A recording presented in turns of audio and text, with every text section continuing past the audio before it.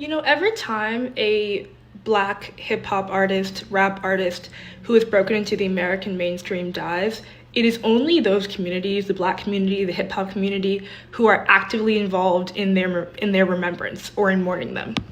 At the same time, like so many privileged non-black people are like living their lives, like the soundtrack to their lives is this music. They are using it for everything. They are constantly headphones in their ears, parties, lives, moments, gym, motivation. It's the soundtrack to their life. They are getting so much value from these people, these artists, and from their life stories.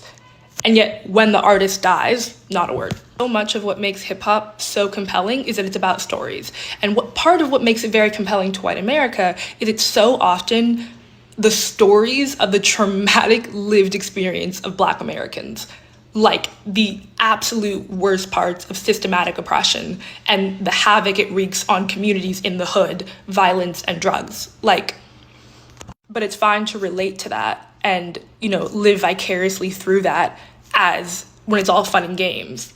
But these are ongoing relevant issues that frequently kill these artists.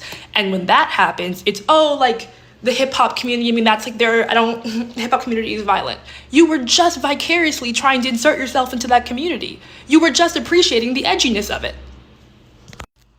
And that to me is a huge part of why the appreciation of black art in American history is often so dehumanizing, such like a double-edged sword. Because you want to appreciate the art, profit off the art, give profit to the art, but completely devalue and continue to oppress and ignore the humanity of the artist.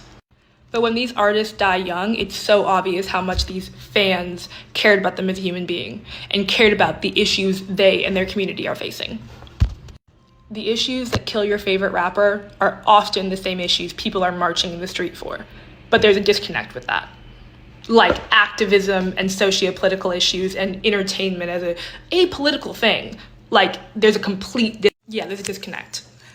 And I know I might receive some hate for how I brought this up, that I brought it up at all, because I'm so privileged myself.